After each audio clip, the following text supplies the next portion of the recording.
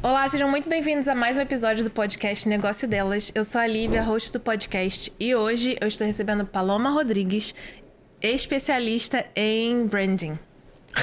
É isso. É isso. Tudo bom, Paloma? Tudo bem, Lívia. Obrigada pelo convite. Imagina, é um prazer te receber aqui hoje. Obrigada, adorei. Tô adorando. E aí, me conta um pouco, quem é Paloma? Como eu cheguei? Como que você chegou? Como veio? Bom, eu vou começar pelo começo, né? Eu sempre trabalhei nessa área de marketing, em grandes empresas. E até que eu comecei... Eu não vim sozinha, né? Eu vim com meu marido. E nós chegamos aqui através do inglês. Como muita gente chega... A gente percebeu que para crescer lá dentro das empresas que a gente estava, eu estava numa multinacional e ele também. Uhum. Ele era da área de TI. Ambos estavam precisando melhorar o inglês. E eu vim, e ele também, com uma licença não remunerada. Caramba. Então, chegamos aqui para ficar um tempo. Vocês iam voltar? Íamos voltar. E chegamos aqui para ficar um tempo. E a minha era de 2 anos. Então, não... tem 2 anos que eu me desvinculei da empresa, mas a dele era de 6 meses. Uhum.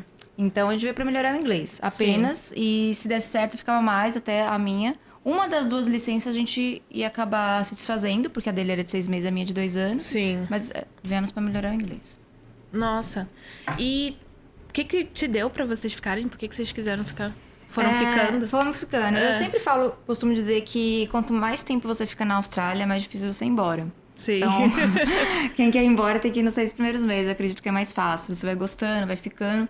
Por mais que os 2 primeiros anos não foram fáceis, a gente tava gostando e começamos a ficar. E aí começamos a entrar na área. Eu entrei na minha área, ele entrou na área dele. Uhum. E aí foi ainda mais difícil de ir embora. Sim. E eu me apaixonei pela Austrália, ele também. Aí falou, por que não ficar? Então foi mais ou menos isso que aconteceu. A gente veio pelo inglês, mas depois a gente começou a gostar da Austrália, do país, da qualidade de vida e resolvemos ficar. E da onde que entrou? Porque você era influencer de viagem. Isso, eu vim como influencer de viagem, E da onde como é que você mudou isso pra branding, assim? Foi por conta da pandemia. Uhum. Eu já era influencer, tinha 6 anos. Eu já tinha viajado muito e o meu objetivo quando eu virei influencer eu peguei o começo do Instagram, eu costumo dizer. Eu fui em 2017, 16, 17, acho que eu virei influencer de viagens e eu virei influencer como a maioria das influencers daquela época era pra viajar de graça. Essa era a minha intenção. Eu amava viajar, eu falei, então, como eu vou poder viajar de graça? Só que eu juntei um combo, né? Eu tive a sacada de ver que fotos instagramáveis, antes de virar esse nome, daria muito certo para as empresas, como hotéis e enfim. E aí eu comecei a vender isso como portfólio. Legal. Numa época que ainda não se falava de Media Kit, essas coisas. E aí eu viajei bastante em parcerias. Enfim, eu era paga fui pro Chile, fui pra Bali, fui pra Tasmânia, fui pra vários outros lugares. É muito mais fácil isso no Brasil, em outros países como a Ásia. Aqui na Austrália, influencer de viagens não é tão fácil como era em outros países. Você morava no Brasil e veio pra Ásia do Brasil, quando você estava no Brasil ainda. Isso, e pro Chile e tudo mais. Bali eu já tava morando aqui e sem falar inglês. Caramba! E aí eu viajei bastante. Quando chegou a pandemia... Quantos países você visitou? Acho que é 17. 17. Isso. Caramba. Mas nem todos foram... Sim. Foi como influencer de viagem. Alguns sim, alguns não. Mas muito dentro do Brasil também eu viajei fazendo esse trabalho. Que legal. E aí eu tirava fotos, e enfim, algumas coisas era permuta, algumas coisas era dinheiro, contratos e tudo mais. E a pandemia chegou e eu comecei a ver que não estava fazendo sentido, né? Eu viajar e aquele número de mortes e tudo mais. Por mais que aqui dentro da Austrália ainda eu conseguisse viajar. E tem um segundo fator. A Austrália também não é um país muito atrativo para influencer de viagens. Sim. Ele é caro, né? Nem todo mundo que está aqui dentro da Austrália consegue conhecer tantos estados assim. Porque é um país caro e não é um país que está na rota, assim, do turismo, né? Apesar de ser lindo. E aí, eu já trabalhava com marketing. Então, eu falei, eu acho que tá na hora de mudar isso. E foi automático, assim. Eu vi que não tava fazendo sentido e não tava, assim, no meu coração. Vou continuar falando de viagens e milhões de pessoas morrendo. E eu, gente, tô aqui na praia. Eu achei que não tava fazendo muito sentido. E a gente não sabia, não tinha expectativa quando aquilo ia acabar. Sim. E aí eu achei que era a hora de fechar um ciclo. Foi 6 anos. 6 anos que você ficou de influencer. Fez 6 anos. Mas você teve a ideia de ir pra essa parte de branding imediatamente ou não? Foi um processo? Foi um processo rápido, eu Tá. costumo dizer. Eu tenho várias expertise dentro do marketing, porque é muito... Quando a gente fala de marketing, é igual falar de TI, né? Tem N lugares dentro do marketing. E eu já trabalhei com algumas coisas dentro do marketing. O que eu sabia, o que eu não queria... Que eu acho que é isso mais importante do que saber o que você quer falar. Sim. É saber o que você não quer falar. Eu não queria falar de como ganhar seguidores ou coisas desse tipo, que são coisas que eu não acredito, né? Então, gente, te ajudar a ganhar seguidores por ganhar seguidores ou coisas desse tipo, assim, que já tem muita gente fazendo, né? Também. Aí eu queria falar de alguma coisa que fizesse sentido e que eu também tivesse experiência e que fosse fazer alguma mudança na vida das pessoas. E eu falei, cara, eu acho melhor eu falar de branding. E porque eu tenho esse conhecimento, mas eu poderia falar também de outras coisas dentro de brand, como brand pessoal e, enfim, como marketing de conteúdo que eu também falo, que fica dentro do meu nicho. Entendi. Então foi uma coisa bem rápida. Eu só decidi que eu não queria falar de ganhar mais seguidores e, assim, sabe, só pra abrir mais um Instagram. Eu queria falar alguma coisa que realmente fosse agregar com algum conteúdo de valor, assim. Foi o que eu pensei. O que é o branding? Tem 2 tipos de brand. Tem o brand, que é a marca, que é um termo em inglês, e tem brand pessoal. É fazer a gestão da marca. Literalmente é isso. Então, a gestão da marca que compõe vários fatores. Então, tem a marca pessoal, que você faz a gestão, como a imagem pessoal, que muita gente está falando agora, como o tom de voz, como suas bandeiras, como seus valores, tudo isso de uma forma intencional e estratégica. Então, isso é o brand pessoal. É bem amplo, engloba várias coisas. Mas, assim, brand é gestão da marca. É como você é intencional e estratégico fazendo a gestão da sua marca. E aí tem o brand pessoal, que todo mundo tem e deveria fazer a gestão da sua. Entendeu? Seriam as 2 coisas. Você acha que o branding pessoal é só pra influencers ou Não. todo mundo tem que ter? Todo mundo teria que fazer isso. Dentro de uma empresa, já tem pesquisas que falam isso, né? Assim, como você se comporta, né? Como você se posiciona dentro de uma empresa. Tudo isso é sua brand pessoal. Então, eu gosto muito quando perguntam o que é brand pessoal. É o que falam de você quando você não tá na mesa. Então, isso, assim, é brand pessoal. Então, como que vão falar de você quando você não estiver na mesa? O que vão se referir? Aquela profissional, aquela pessoa que é orgulhosa, aquela pessoa que é mentirosa, tanto pro bem quanto pro mal. Ou aquela pessoa que é empreendedora. Então, o que vão falar de você quando você não tá na mesa? É isso que é brand pessoal. Então, todo mundo deveria fazer a gestão, né, na vida, porque é muito importante, como a percepção que as pessoas têm de você é muito importante. Isso te leva a lugares, assim, inimagináveis. Então, sim, todo mundo deveria fazer. Mas a gente já falou sobre isso várias vezes. Mas você acha que... Fica fake? Fica fake?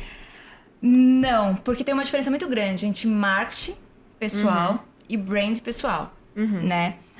A brand, ela não é uma mentira. Ela tem que ser sua verdade. Então, por exemplo, o seu posicionamento tem que ser verdadeiro. Ok, tem muita gente que, né, que faz isso. Mas isso é muito de questão da pessoa. E eu acho que também cai por terra. Ninguém consegue segurar uma máscara, né? Segurar uma máscara a vida inteira, né? Então, é uma diferença muito grande. O marketing pessoal, você tem total... você consegue manipular. Marcas fazem isso, né? Então, por exemplo, tem algumas marcas que ela consegue manipular nas redes sociais e apagar comentários para todo mundo ter uma percepção muito boa dessa marca. Sim. Existe um marketing pessoal, um marketing por cima das marcas muito forte. E aí que você consegue ter uma percepção boa ou ruim. Sim. Né? Isso político, né? Também. O marketing político, ele é assim, sujo. É sujo e mas assim, um dos começos da brand pessoal é o marketing político, né? Assim, não querendo falar de política, mas assim, o marketing, a brand pessoal começou muito com o marketing político. Então, como que esses candidatos iam ganhar o marketing por trás fez vários candidatos. Muitos candidatos ganharam por causa do marketing. Sim. Né? E às vezes não é verdade, né? Então, foi uma gestão. O que você perguntou antes disso? Se fica fake. Se fica fake. Não deveria, né? Mas a gente vem vivendo acho que uma geração que muita coisa é fake. E aí vem de outras coisas, valores que já não estão sendo mais os mesmos e tudo mais. Então não fica fake, não deveria ficar, mas é porque é o que você é. São suas bandeiras, seus valores e tudo que você acredita, sendo isso bom ou ruim, né? Mas eu costumo falar que é evidenciar o que você é boa e tirar a luz do que você não é boa. Então, por exemplo, tem muita gente que chega nas redes sociais, como empreendedora mesmo, e gosta de se diminuir, né? Tem gente que não consegue aceitar elogio, é o que eu sempre falo. Você tem que evidenciar o que você é boa. Então, assim, tem gente que não consegue falar, eu sou boa nisso. Ou, eu tava até conversando com uma mentora esses dias, tem gente que não consegue falar, se acha bonita, não consegue falar que é bonita, né? Ou não consegue falar que se acha uma empreendedora, ou que realmente trabalha muito. Tem gente que não consegue se autoelogiar, né? E reconhecer o que você é. Então, é muito mais sobre isso. É você elevar o que você é muito boa e tirar um pouco da luz do que você não é. Porque o que você não é, não precisa ficar falando o tempo todo. Senão, todo mundo vai ficar vendo o que você não é. Entendeu? Entendi.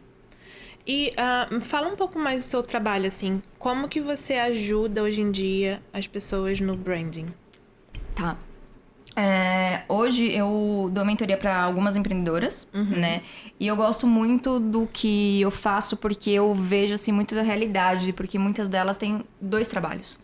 Sim. Muitas delas estão num CLT e também estão tentando empreender. Então, e eu entendo total essa vida porque eu já empreendi muitas vezes, de diversas formas, tá? No Brasil e aqui, na Austrália. Então, o que eu faço hoje é meio que tirar essas máscaras do que elas já sabem. Então, eu falo pra elas, vamos fazer uma pesquisa. Ver com sua audiência o que você é boa. Tem coisas que elas nem sabem, entendeu? Porque elas não têm essas ferramentas. Então, praticamente, eu tiro a venda da marca delas.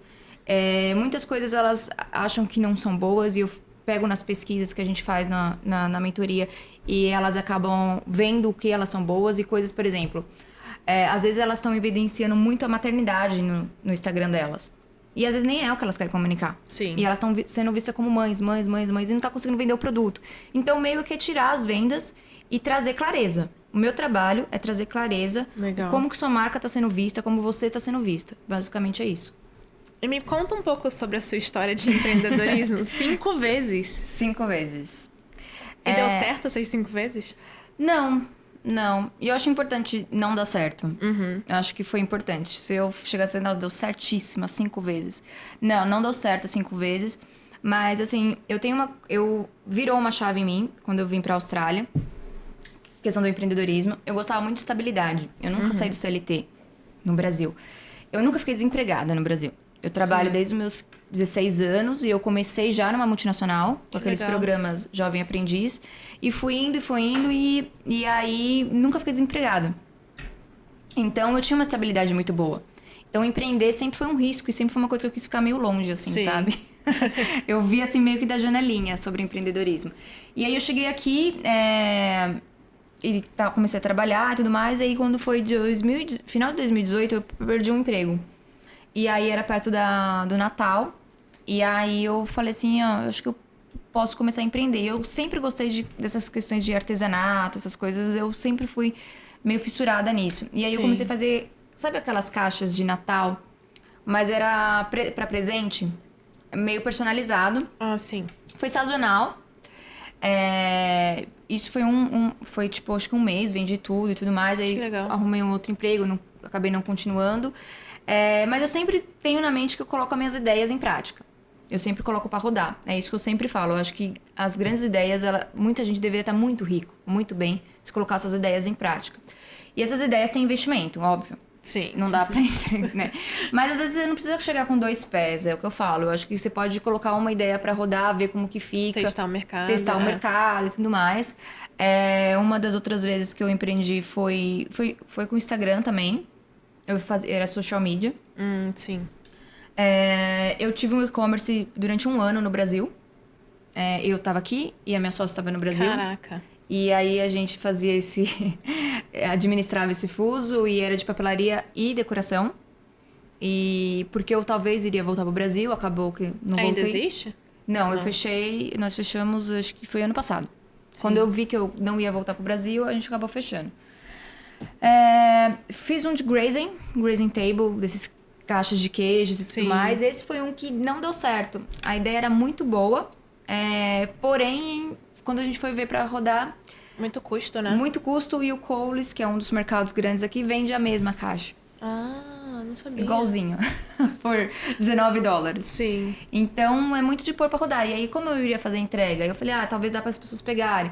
Então, eu coloquei todas as ideias, assim, pra rodar. E aí, aqui eu tô hoje, né, que é a minha empresa.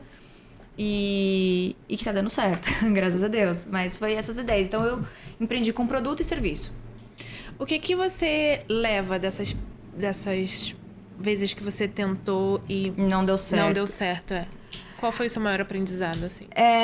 Acho que um dos aprendizados é muito diferente, empreender com produto e serviço. As pessoas não têm noção da diferença que é. Eu acho que um dos maiores aprendizados foi o e-commerce. Porque quando eu estava montando a empresa, a gente se planejou muito. Foi na pandemia. Foi em 2020. A gente se planejou muito, eu e minha sócia. Quando a gente começou a ver e a pesquisar, a gente achava que os problemas iam ser outros. Eu e ela conversava assim, nossa, como que nós vamos fazer para atender tanto cliente? Nós duas. Como que vai ser? Talvez a gente não consiga, a gente vai ter que contratar uma equipe. Sim. Isso sim, sem lançar. Sem lançar. Porque eu não sonho pequeno, então eu já falava assim, gente, mas vai ser muitas pessoas, vai ser muita gente. E os problemas não foram aqueles. Os problemas foram outros. Foram de frete, que é muito complicado no Brasil. Foram de padronização de produto para o correio. As pessoas a gente não tem noção disso quando vai empreender. Então, por exemplo, era vários produtos de diversos tamanhos. Aí caixa. E aí frete é diferente. Frete diferente. Então, por exemplo, eu vendi uma almofada por R$30, eu consegui um preço ótimo porque eu sou de São Paulo e os fornecedores de São Paulo, só que o frete para o Acre é 80. Sim. A pessoa não vai comprar de mim. Então, foram outros com outros problemas. Então, eu acredito que colocar a ideia para rodar, né? Fazer um lançamento legal também é importante, eu acho que chama bastante. Mas eu acredito muito que para produto padronizar. Sim. É o melhor que pode fazer com as embalagens. Para começar padronizar assim é muito importante. Sim. Foi o que eu não fiz e eu tive muito erro com isso. Que era uma coisa que na Grazing já ia dar certo, porque eu ia vender apenas 3. Do mesmo tamanho. E aí daria muito mais certo e eu conseguiria escalar. Então é isso. Então, assim, o personalizado, ele é muito legal. Sim. Só que para você escalar, eu achei que foi um pouco mais difícil. E o serviço, ele é muito bom. O problema do produto também é a questão de estoque. N fatores. Logística. Fornecedor. N fatores. Tem então, muita coisa. Uma empreendedora de serviço e uma empreendedora de produto experiências completamente diferentes. Certeza. Sabe? E aí, você tem ideias incríveis e você gerar suas expectativas. Eu tinha ideias incríveis. Eu queria que a pessoa abrisse minha caixa, que fosse toda cheia de teco-teco, a minha caixa personalizada, o papel de seda personalizado, com a etiqueta personalizada. A empreendedora vai ver quanto tudo isso, aí você fala, não vai dar. Vamos pra caixinha normal, com carinho. Então, é um sonho assim, grandão. Aí, vai mexendo, até ver o que você consegue. A embalagem custa muito, muito caro. Muito, muito caro. Muito então, eu achei que os problemas eram lidar com o cliente, sabe? Eu achei que era o site, que eu ia ter muito problema com o site. E hoje não. Então, assim, o que eu acredito... Hoje, para montar um e-commerce é muito mais fácil. Você tem plataformas aí grátis que você consegue fazer muita coisa, foi o que eu fiz. Dá para começar com pouco. Mas eu facilitaria o meu lado, que é o que eu sempre falo para minhas mentoradas. Eu acho que o empreender, tanto no serviço quanto no produto, tente facilitar o seu lado. Às vezes, nós dificultamos as coisas para nós. Sim. A gente não consegue delegar, a gente quer centralizar tudo, porque é o nosso negócio, é o nosso filho, então a gente quer tudo perfeito. Então eu faria um pouco diferente dessa forma. Eu acho que eu padronizaria algumas coisas, facilitaria muito para mim. E a minha expectativa diminuiria um pouco em relação ao produto. Sim. Eu acho que dá pra fazer uma coisa... porque quando você vai colocando tudo isso, vai encarecendo muito. E o produto não... Uma das coisas que eu aprendi muito, o produto não se vende sozinho. Não. Você tem que investir muito em marketing. Tem que investir muito em marketing. Não é só abrir um site e... achar que ele vai vender. O site também é posicionamento, o site também conta. Então, N coisas agrega valor ao produto, né? Já com serviço, primeiro que por exemplo, eu fui pro Brasil e eu consegui continuar trabalhando de lá. Então, o serviço, ele é um pouquinho menos de investimento. E você consegue contratar uma designer que vai fazer o material pra você. É menos, sabe? É menos, Sim. assim... Eu vi que é muito diferente.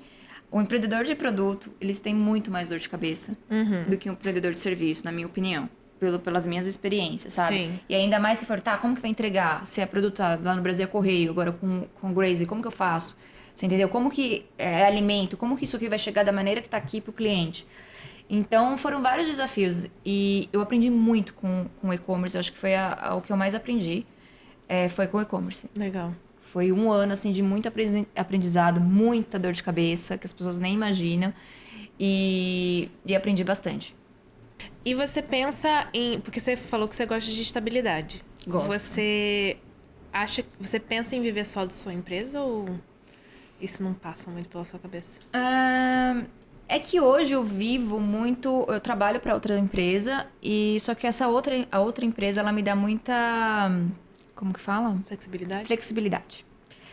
Então, não é uma coisa que me consome. Não é aquele trabalho do Brasil de 9 às 5 Entendi. e 1 hora de almoço. Então, hoje, a minha área, ela já tá me possibilitando ter a vida que eu quero.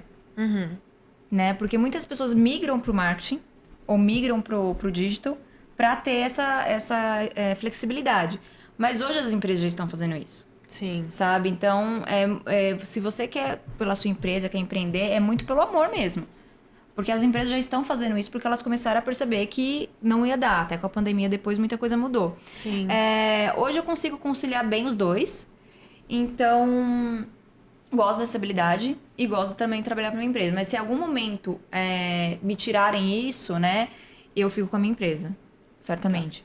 Seu bebê. É o meu filho. Vamos falar sobre as mídias? Vamos, eu gosto. Você já fez várias pesquisas, né? Sobre as mídias de tendência e tal. Hoje a gente vive muito no Instagram, mas teve também a questão do ano passado que o Instagram saiu do ar e tal. O que você acha que para uma empreendedora ela tem que investir tudo no Instagram ou é importante estar em outras mídias? Então, eu costumo falar que deveria estar indo para outros canais, mas eu gosto de falar também que você precisa ter tempo para outros canais. Sim. Não adianta ir pra, eu quero fazer o YouTube, aí não tem tempo pra fazer o YouTube, aí faz um vídeo e morre o YouTube, aí não dá. E o que eu falo sempre é que o seu negócio, ele está no Instagram, ele não é o Instagram. Sim, isso é muito importante. Isso é muito importante, as pessoas lembrarem, ele está no Instagram, ele não é o Instagram. É só um canal. É só um canal. E são bolhas, as pessoas elas não têm noção, assim, tem gente que só consome Twitter, tem gente que só consome o Pinterest, tem gente que só consome o LinkedIn. Então, são vários canais e às vezes você tá na sua bolha e você não consegue olhar pra outras, né? Sim. Tem gente que vende muito pelo Pinterest. Tem gente que assim, muitas coisas do que começa no Instagram, que tá no Instagram, o Instagram eu costumo falar que ele escala as coisas. Tanto meme quanto notícia, algumas coisas, o Instagram ele escala. Mas muita coisa acontece no Twitter. Primeiro, Olha. vem do Twitter e aí vai pro Instagram. Quando chega no Instagram, ele escala de uma dimensão enorme. Então, eu costumo falar que tem que ir para outros canais, mas se você consegue. Então, vai fazer um podcast, né? Vai fazer um YouTube, vai fazer um Pinterest, vai fazer no LinkedIn. Tem muita gente que usa o LinkedIn também como brand pessoal e para se comunicar, dependendo da área. Mas o LinkedIn... eu não sei nada do LinkedIn. Não é só sobre... Empregos. Empregos? Mas você consegue publicar artigos, você consegue fazer várias coisas. Entendi. Por exemplo, se você é uma mentora de carreira, você consegue colocar muita coisa lá no LinkedIn. Legal. E o Twitter também, mas são redes sociais diferentes, né? Até o Facebook, que tá também, falam que tá morrendo, mas ele tem seu valor. Mas você precisa ter tempo, né? Então, às vezes, muita gente quer abraçar tudo. Eu vejo lá, aquele Linktree lá, isso, aquilo. A pessoa não tem um vídeo só, sabe? Então, Sim. é importante a gente ter uma consistência, né? Pra conseguir escalar. Mas... tem que ter cuidado, porque você consome essas redes sociais de maneira diferente e o público é diferente. O público do Twitter não é o mesmo do Instagram, o público do Stories não é o mesmo do feed, o público que vê live não é o mesmo. Então, assim, é importante você entender como essa audiência também funciona, sabe? Mas eu gosto de repetir sempre que não dá pro seu negócio ser o Instagram. Porque aí um dia cai, como aconteceu várias vezes. Ou o WhatsApp também, que muita gente vende por WhatsApp. Sim. Cai e aí acabou. sabe? Se os públicos são diferentes, como que a gente pode... Porque, assim, é meio polêmico falar sobre essa coisa da estratégia. A gente viu aí o negócio da Boca Rosa. Pareceu fake, né? Que parece fake e tal. Mas a gente sabe que as coisas... Tudo precisa de estratégia, né? Precisa. Como que você vai montar essa estratégia? Dos stories, do feed, do Pinterest, sei lá. Como é que você poderia montar essa estratégia? Simplificado, né? Porque sim. Tá na sua mentoria. Eu acho que, falando dessa notícia da Boca Rosa que aconteceu, eu fiquei muito chocada que as pessoas se chocaram com o que aconteceu. Porque eu acho que as pessoas se chocaram mais com a questão do filho. De estar lá na questão lá, fazer stories com meu filho 15 minutos. Só que ninguém constrói um império de 120 milhões sem estratégia. Sim. Tipo, eu fiquei muito impressionada que acharam que ela aparecia lá e mostrava o filho de graça, assim. Não. E nenhuma influencer faz isso, né? Nenhuma. Nem de pequena, assim, menor que a Boca Rosa, né? Que a gente tá falando de uma pessoa muito grande. Mas, assim, todo mundo tem as estratégias. E elas têm que ser usadas. É trabalho. Quando as pessoas começarem a entender que Instagram é trabalho, aí começa a levar um pouco mais a sério. Pra organizar isso, é a linha editorial. Entendi. Você entendeu? Você tem que saber o que você vai postar na segunda, você tem que saber o que você vai postar na terça, você tem que saber o que vai postar na quarta e fazer ganchos, né? Com a sua vida, que é o que a Boca Rosa faz. Então, por exemplo, ela era casada e ela sentava e na mesa do café da manhã, gente, tô aqui com a minha família. E pá, uma marca de margarina. Pá, um café. Isso não era à toa. É intencional. Sim. E eu costumo falar que existe dois públicos no Instagram, né? Tem o que é criador de conteúdo, e aí tem o feeling para essas coisas, e tem o que usa a plataforma, o usuário. O usuário, ele cai nisso, né? Porque ele não vive isso. Então, quem se chocou foi os usuários, porque quem é criador de conteúdo já tem uma noção, já tem um feeling que ela faz isso e que outras fazem isso, sabe? Isso é coisas, assim, básicas, de repost. Às vezes eu vejo uma pessoa repostou alguém e aí já joga uma polêmica. Porque sabe que vai chegar mais usuários desse repost e joga uma polêmica para as pessoas ficarem. Isso é muito comum em grandes Instagrams. A Anitta faz muito isso. Ela reposta alguém e aí essa pessoa, esse gringo, né? Que ela tá repostando bastante gente gringa. Vai repostar, chega um monte de gente no Instagram dela, ela começa a falar sobre as plásticas. Sacou? A estratégia. Para as pessoas continuarem. As pessoas querem esse tipo de conteúdo. Então, existem duas bolhas. Tanto do criador de conteúdo, quanto do usuário. Os usuários acharam isso um absurdo, mas é assim que tá rodando. É assim que acontece. Mas você não acha que... É fake. Não que seja fake, assim. Você não acha que o usuário pode se cansar? Estão se cansando. Tipo assim, Big cansando. Brother, por exemplo. As pessoas estão cansando já de Big Brother. E essas coisas assim... É tudo tão perfeito, tudo tão estratégico. Todo mundo tentando ser sempre estratégico. Querendo vender... O que você acha que seria o futuro, assim? Vai acabar o Instagram? Não acho. Mas vai lançar uma outra plataforma. Assim, é o futuro. Assim como o Facebook teve seus dias contados, o Instagram também tá passando por mudanças. Eu não sei se você viu essa última atualização, mas agora é a tela inteira. Vai sumir a legenda. Pra se tornar uma coisa muito mais visual. Então, a plataforma vai passando por mudanças, né? E essas mudanças também... nós também vamos se adaptando. Por exemplo, a minha geração não é uma geração TikTok. Sim. Então, quando eu falo, quando eu abro o meu Instagram e falo do aplicativo, a minha audiência reclama muito. Mas tem que entender que não é a nossa geração. Sim. Você entendeu? Mas pra galera de 18 e 20 anos, eu não falo a linguagem deles. E aí, esse outro aplicativo é o que fala. Você entendeu? Então, é muito de se adaptar. Entender também que aquilo talvez não faz parte da sua audiência, né? Outra rede social. Ele não vai acabar, mas ele vai se modificar. Ele vai tornar muito mais visual, como tá acontecendo. Ele vai, talvez, copiar muito o que o TikTok tá fazendo, que já tá aderindo... Tipo, acho que nos Estados Unidos ele tá se tornando um dos primeiros, mais que o Instagram. Então, ele vai vendo a tendência do mercado. Acabar, acredito que não acaba. Mas, por exemplo, vou dar um exemplo. O Twitter é muito sobre conteúdo.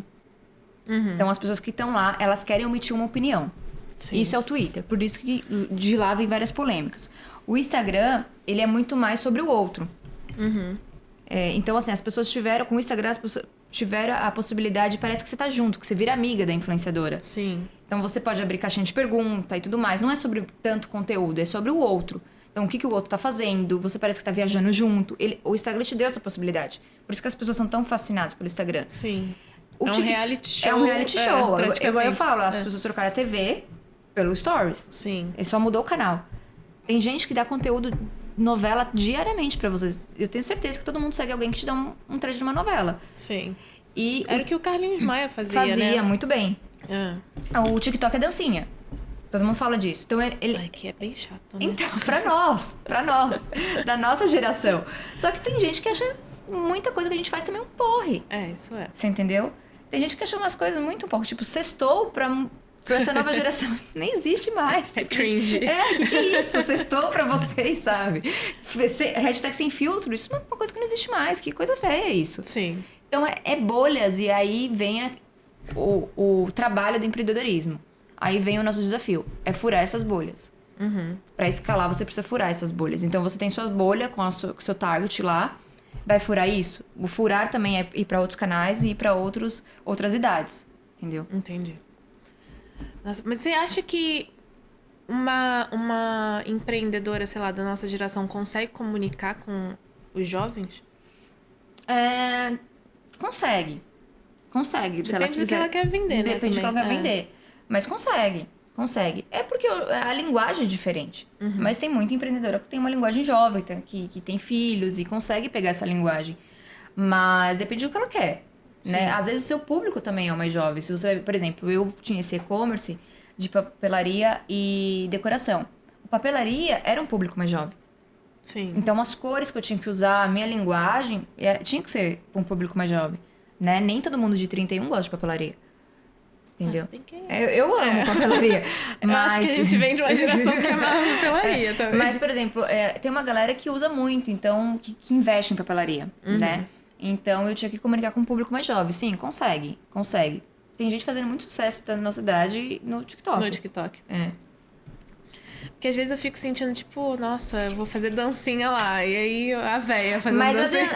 Mas a dancinha, muita gente critica, mas ela engaja. Sim. Porque falem mal da dancinha, mas realmente dá resultado. Senão todo mundo não estaria fazendo. O problema é ir na manada. E fazer o que todo mundo tá fazendo. Às vezes não faz parte de você. Por exemplo, não faz parte de mim. Ai, não. Eu Dancinha amo dançar, mas não consigo. Você entendeu? Do mesmo jeito que tem gente que fala, cara, eu gravar stories também não faz parte de mim. Entendeu? Mas é treinável. Tudo é treinável. Sim. Dá pra todo mundo mudar. O que a dancinha faria no seu marketing, no seu branding pessoal? O que ela comunica? Talvez que você é uma pessoa despojada, que você é uma pessoa que não liga pra opinião dos outros, né? Que dependendo da dancinha, né? Que você é engraçada, você é comunicativa. Às vezes a dancinha, ela passa algum conteúdo, que você tem conhecimento sobre algum assunto, comunica muita coisa. Então dá pra se comunicar com a dancinha também. Dá. Não, tem muita gente que faz isso. Uma VR ridícula. Não. Muitas vezes esse pré-julgamento é mais com nós mesmos, do que o outro, sabe? Muita gente acha engraçado. E engaja muito. Dancinha engaja muito. E vem de uma coisa também, esses dias eu abri uma caixinha de pergunta e uma menina, eu abri a pergunta, era o que você não aguenta mais na internet.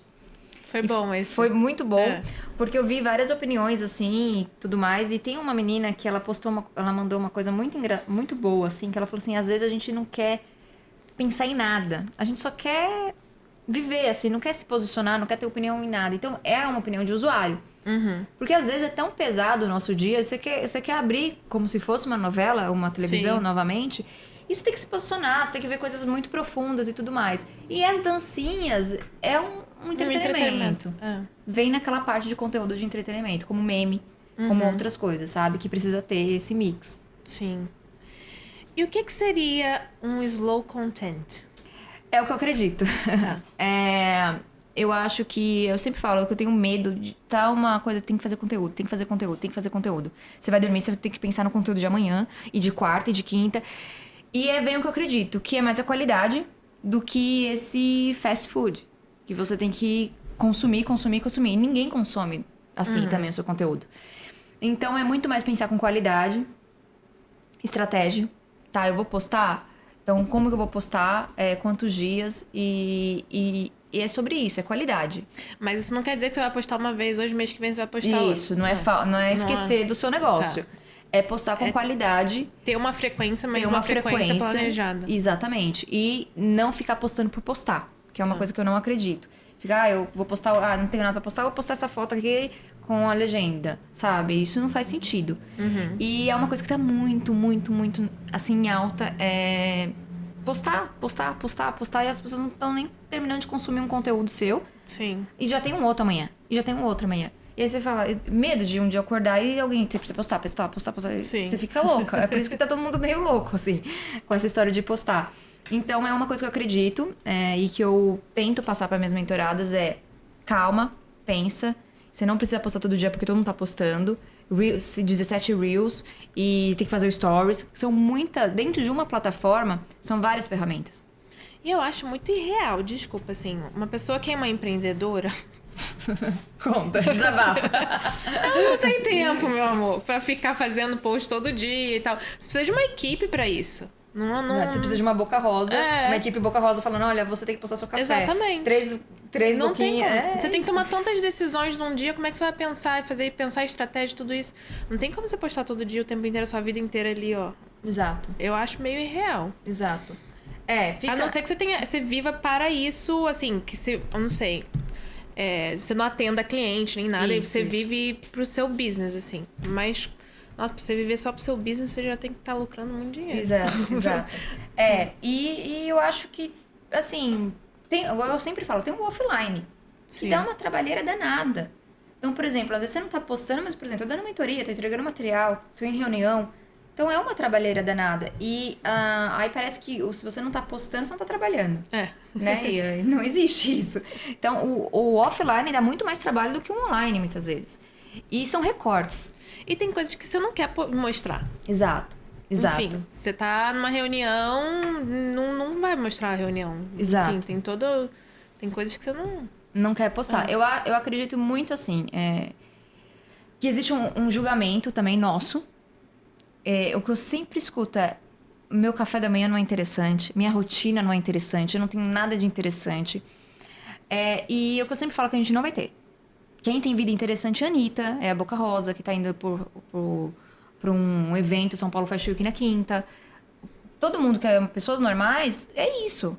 É estudar, é trabalhar, é fazer mercado, é cuidar de quem tem filho, cuidar de filho. E é interessante algumas coisas que você faz. Sabe, tem pessoas que acham que não tem nada. Sim, temos rotina interessante no meio do dia. Coisas que você faz é diferente, rituais que você faz são diferentes. E aí é você entender isso e colocar esses recortes. Entendeu? E que, óbvio, que comunica com a sua marca, né? Entendi. Isso que faz sentido. Mas, assim, interessantíssimo? Não. Você não vai pro São Paulo Fashion Week, todo mundo vai pro São Paulo Fashion Week. Você não vai encontrar seus amigos famosos. Você não vai encontrar, você não vai numa festa com a Rihanna na quinta-feira. Filmar as fofocas. Exato, isso é interessante. Ir numa festa com a Rihanna na quinta-feira. De resto, é vida normal. Estando na Austrália, estando no Brasil, estando na Europa, onde você for, é vida real, né? Então, é isso que as pessoas têm que entender. Que, minha vida não é interessante. Ela é uma vida de pessoa normal. Não sei, quem que é a sua referência de vida interessante? Porque se for a Anitta, aí vai ficar difícil. Sim. Se for a Boca Rosa, 4 dias de carnaval se preparando com o filho, com todo mundo, aí vai ficar difícil, né? Então, quem é a sua referência de vida interessante? E o que eu costumo falar é ter ciência que a sua vida é interessante, que tem detalhes ali que é interessante, sabe? Que você pode compartilhar. Muito bom. Então, se todo mundo tem uma vida interessante... Interessantíssima.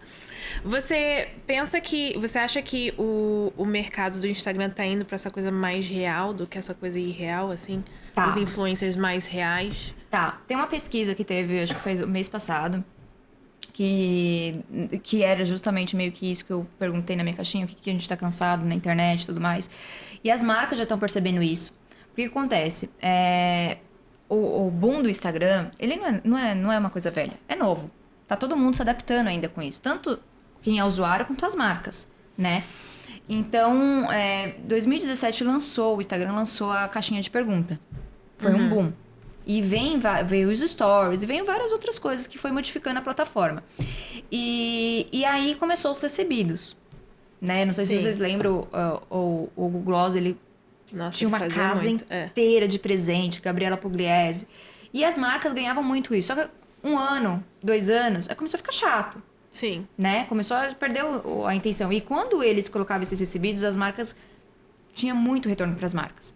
Sim. O que aconteceu é que aí começou a ter muito alcance. Vários influenciadores foram sendo... recebendo esses recebidos. E aí começou a ficar uma coisa irreal. E aí começou a virar um Polishop. Sim, Gente, eu isso é cheguei verdade. aqui é minha xícara, aqui é meu microfone, aqui é isso, aqui é aquilo. E as pessoas estavam cansadas, estão cansadas disso. E eu acho que tem muito... Os recebidos hoje não são mais recebidos, são branding... São ações de marketing. São ações de marketing. São Então, assim... investimento de marketing. Como é que se chama aquilo? É uma caixa diferente. Então, assim, se eu for comprar no site, a Coca-Cola mandou uma geladeira pra pessoa. Eu não vou comprar uma Coca-Cola e receber uma geladeira. Então, pra que Tipo, não... O que aconteceu... Você não tem essa experiência que o consumidor mesmo teria, né? Não tem, mas eu acho que o fato é que começaram a se sentir enganados. Sim. Que aí entrou a legislação e começou a... Você tem que colocar público quando você está sendo pago por isso. Enfim, começou a modificar esse mercado. Mas, assim, o que aconteceu as pessoas... No começo era indicação. Gente, eu usei essa aqui e essa água aqui é muito boa. Aí você...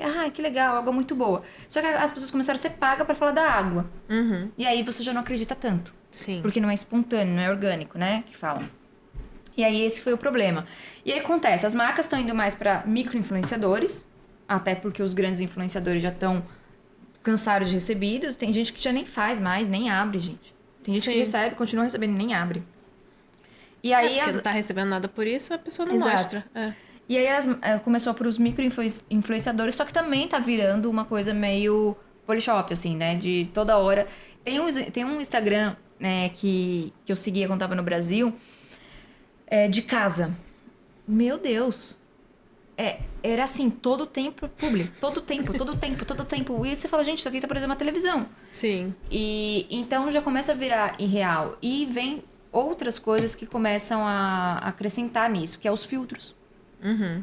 Que aí nem todo mundo é igual, a edição de foto. Então são várias coisas que dá essa percepção de que tudo é fake, né? De tudo é irreal, ou a pessoa tá chorando e abre o Instagram, gente, não sei o que, não sei o que lá.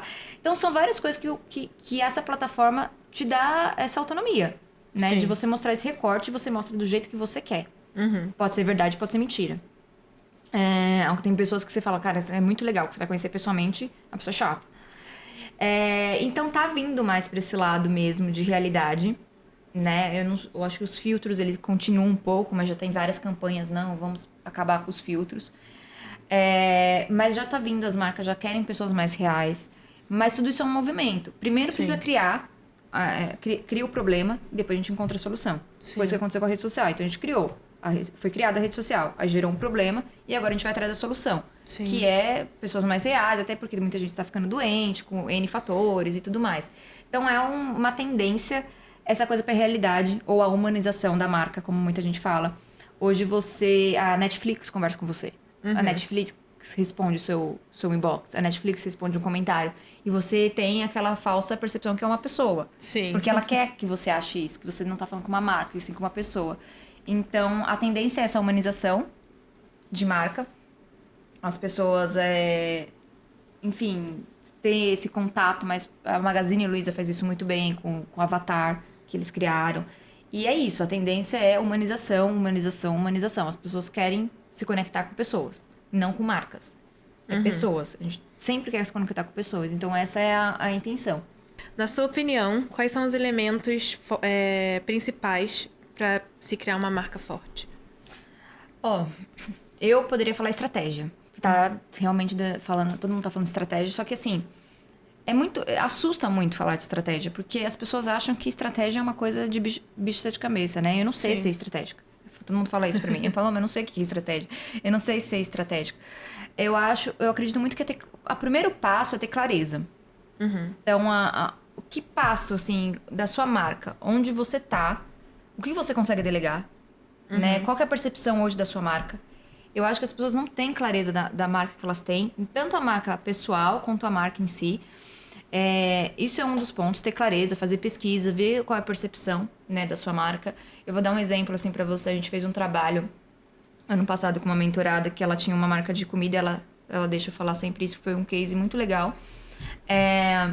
Ela tava passando uma imagem de falta de higiene.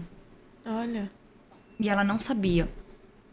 Então ela fazia os stories e as coisas, e tava algumas coisas sujas e alguma coisa. Porque na cozinha, as pessoas acham que a cozinha é aquela coisa maravilhosa, limpa. Sim. E não é assim.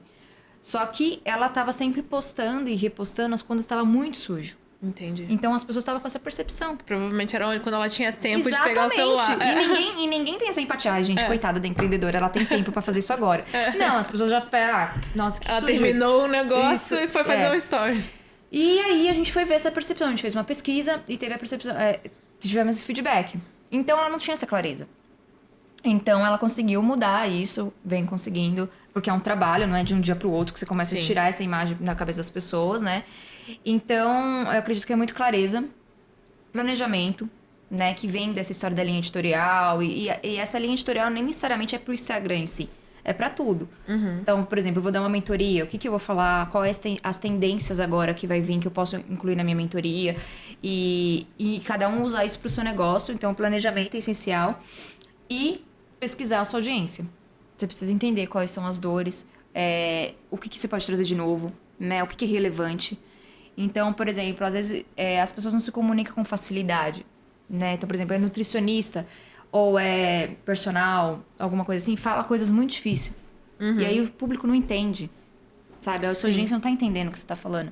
Então, é muito importante ter essa clareza, você entender seu público e aí você consegue fazer um bom planejamento. Então, acho que são as 3 coisas, assim. Nada muito mirabolante. Nossa, estratégia, tem que pensar, investimento. Não.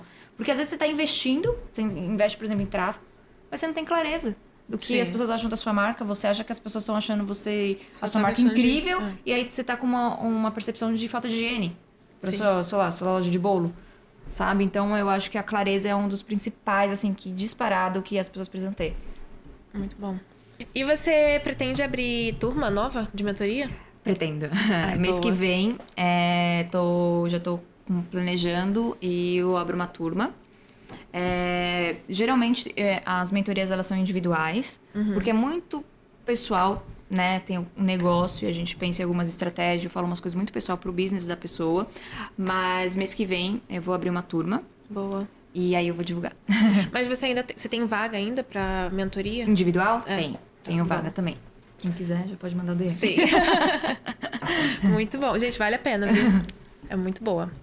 E quais seriam as 3 dicas que você daria pra quem quer começar no marketing digital? Bom, eu acho que a primeira dica é validar, né? Se você quer começar por, vamos supor, vender um serviço, você tem que começar. Primeiro é colocando qualquer orgulho, qualquer pré-julgamento de lado. Acho que isso é uma das coisas mais, assim, importantes, porque tudo parece que a gente já começa a se diminuindo. O mercado tá saturado, eu não sou boa o suficiente, não vou vender, meu produto não é bom. Então, acho que já começa por aí. Tem que tirar todas essas vendas, né, que a gente tem, acreditar. Eu acho que ninguém... mas meus amigos não me incentivam. Não vão incentivar. A pessoa que você tem mais que acreditar é você mesmo. E sem essa plateia que você tá esperando. Eu acho que a primeira dica é não esperar uma plateia. Sim. Porque a plateia talvez vai vir só quando você chega lá. E no meio do caminho ninguém vai estar junto com você, né? Então... E às vezes você vai receber apoio de gente que você nem conhece. Exatamente. Às vezes quem mais vai te apoiar é quem você menos espera. Então eu acredito que é colocar pra rodar. Eu sempre falo isso. Às vezes tem grandes ideias e às vezes a gente só tá com aquele medo. Tem muita gente, o mercado tá saturado. Não, mas você pode fazer a diferença. Vai ser você fazendo de uma maneira diferente. O colocar pra rodar, muitas vezes ele depende... Todo mundo acha que é muito investimento, mas dependendo não. Começa com o que você tem, as ferramentas que você não tem o melhor celular. Então, assim, steps. Então, hoje, como a gente pode começar? Você tem o seu celular, você tem o Instagram, você tem uma conta, você consegue começar. Daqui a 3 meses, talvez a gente invista numa luz, talvez a gente invista no tráfego um pouquinho, que dá pra investir pouco, e assim por diante. Então, é não se acomodar, né? E pensar como que você vai conseguir indo pros próximos steps. Porque os próximos steps vão precisar de investimento e vão precisar que você delegue. Sim. Né? Mas pra começar, precisa colocar pra rodar, precisa validar, e aí você começa a planejar os próximos steps. Que você precisa não ficar acomodado. O que muito acontece é ficar acomodado. Sim. Né? E não pensar onde quer chegar. Não tem clareza de onde você quer chegar. Não tem meta, né? Não tem meta e aí fica bem complicado. Sim. Então, é uma das coisas que eu faço na minha mentoria. Quando eu vou começar, você sabe disso. Quando eu vou começar, eu converso. O que você consegue delegar hoje? né? O que você não consegue? A maioria das respostas eu não consigo pegar nada. O que você consegue investir? O que você consegue investir? Não consigo investir nada. Mas sempre tem alguma coisa, né? Que a gente consegue dar mais foco, né? E consegue no futuro. Tá bom, hoje você não consegue, mas daqui a 5 meses também a gente não conseguir. Porque senão a gente vai ficar a vida inteira não conseguindo delegar. Sim. Então, ou investir. Então, eu acredito que esses preconceitos, né? Preconceito. Porque todo mundo acha, eu vou ser besta se eu começar a falar nos stories. Tem gente que tem medo de falar nos stories. Sim. E é treinável. E a segunda coisa que eu gosto muito de falar é carisma é treinável. A gente treina na rede social. Ninguém nasceu assim com aquela super performance. A gente treina. Sim. Né? O primeiro dia, quando eu comecei a gravar os stories, eu demorava muito. Demorava horas, tava tudo ruim, meu cabelo é ruim, meu dente tá ruim, minha bochecha tá ruim. Depois você vai se desapegando com a opinião alheia. Você vai vendo que quem tá lá já conhece bem tua cara e tá acostumado. E você vai se tornando mais natural. Então, o que eu demorava meia hora pra gravar 3 pontinhos, hoje eu demoro 5 minutos. E vai ficando mais fácil. Mas precisa treinar. Sim. O problema, eu acredito que que as pessoas, elas não querem participar do processo. Sim. Então, ela já quer o resultado. Ela já quer o resultado. A gente vive numa geração imediatista. Que aí você abre um negócio, igual eu dei o exemplo meu mesmo. Nossa, mas quantos clientes vai vir falar comigo? Né? Então, você abre e vende alguma coisa, você já quer que só o story esteja bombando, que as pessoas estejam mandando foguinho e a DM bombando, você sem tempo pra isso. E tem um processo. Sim. Então, é importante a gente ter essa ciência que existe um processo. Você não vai começar com 10 mil seguidores, né? Você começa com 1 em 1. E inverter a pergunta. Que é a pergunta que sempre fala, como que eu vou vender, né? Pra essa audiência que muita gente já tem no Instagram, né? Como que eu vou escalar isso? A pergunta deve ser, como que você vai vender para quem já está no seu Instagram? Né? Então, essa é a pergunta. Como que eu vou vender para quem já estou? Você consegue... Porque às vezes as pessoas querem vender para 10 mil, mas não tenta vender para o 100 que tem lá. Né? O difícil é vender para 100. Às vezes você não tem nem estoque, né? E nem tempo. Exato. Quer vender pra 10 mil, mas não tem tempo pra dar. E a mesma coisa, por exemplo, investir em trago, mas eu quero as pessoas, elas não têm noção também do que é crescer. Né? O crescer vem com muitas consequências. Sim. Tanto de privação de muita coisa, né? Quanto, igual você tá falando de estoque, você vai conseguir atender a demanda se você crescer. Se você atingir 50 mil seguidores e vender a rodo, que é o sonho de todo mundo, você vai conseguir atender hoje? Às vezes você não consegue. Né? E vem outros problemas. Eu tive uma mentorada que ela tinha, acho que era 40 mil seguidores. E ela teve muitos problemas. De pessoas seguindo. Seguindo ela? Na rua? Querendo saber. Meu Deus! E muito disso tem. De seguindo, de encontrando na academia, de encontrando no supermercado. Você tá disposta? Quando alguém te encontra toda descabelada no supermercado, fala, ai, oi, tudo bem? Então, o crescer vem com muita consequência. E as pessoas não estão preparadas para isso. Então, você tem que estar preparada para crescer. Tanto com estoque quanto possível. Hoje, você consegue abrir a agenda e atender todo mundo? Se você chegar nos 50 mil seguidores, que vai converter para cliente? Sim. Então, é muito disso. Das pessoas entenderem que existe um processo, que ele não é rápido, né? E o que eu sempre falo é networking. Eu sou de marketing, eu faço muito networking, eu tomo muito café com muita gente. E você entender que a sua brand pessoal com networking, ele tem um poder gigante, gigante, gigante, gigante. Que o seu negócio como eu gosto de falar, é facilitadores. Então, existe pessoas que vai facilitar o seu caminho. E se você entender que isso não é puxa-saco, que óbvio existe, mas que isso não é puxa-saco, que isso não é chato, e que tomar um café com uma pessoa pode te dar insights, pode te dar ideias e pode facilitar o seu caminho, seria muito bom se as pessoas tivessem essa consciência. Então, assim, além de tudo isso que eu falei, networking. Você tem que chamar as pessoas para tomar um café. Você tem que se conectar com pessoas de outro nicho. Porque talvez o que a outra tá fazendo, você pode colocar no seu negócio. Muito bom. Então, network, assim, é imprescindível. Eu vejo as pessoas com um preconceito, porque elas não sabem o que é. Então, não é preconceito, é preconceito com networking. Sim. E ajudaria muita gente. Muita gente pode facilitar seu caminho se você entender a importância do networking. Então, com certeza. É muito fundamental, assim. Só uma última pergunta. Legendar ou não legendar os stories? Eis a questão. 70% das pessoas que olham os stories olham sem áudio. Né? Por N motivos. O ideal é legendar. Mas Você já legendou algumas vezes. Já. Você sabe o tempo que demora. Nossa, nem me fala. Então, assim, o que eu faço, né? Eu não tenho tempo pra legendar tudo. Até porque demora muito tempo. Mas eu coloco mini resumos em cada stories do que eu tô falando. Então, a pessoa já meio que tá sabendo. Sabe o que vai estar Então, falando. assim, se você não tem tempo pra legendar, que é o ideal, colocar os resumos. Sempre. Sempre colocar os resumos. Porque 70% não liga o áudio. Sim. Então, você consegue mais que as pessoas tenham engajamento e continuem o tempo de tela e o alcance. Faz sentido. Muito bom. Onde é que a gente te acha? @paloma.rodrigues, _oficial. Tá. Lá você consegue me encontrar, mandar DM e tem e-mail também. Muito bom. Obrigada. Vai lá, gente, contata ela pra fazer mentoria, porque a Obrigada. mentoria é bom. Faz assim, ó. Dá uns insights. Dá. Tem muito exercício, mas juro que é bom. Até hoje eu não consegui tem terminar os muito exercícios. exercício, mas juro que é bom. Bem, preparei uma caixinha pra você. Espero que você goste do bolsa. Obrigada. Tem vitamina C e retinol aí, não sei se você usa. Olha, a Amada já toda preparada aqui no marketing dela. Com Olha certeza. que delicadeza, gente. Lindo. Tem todo um branding. Tem. Tudo isso aqui as pessoas não têm noção, né? Não, do custo que é. Do curso disso aqui. Olha, esse papel de seda todo trabalhado, as pessoas não têm noção. Não. Não tem.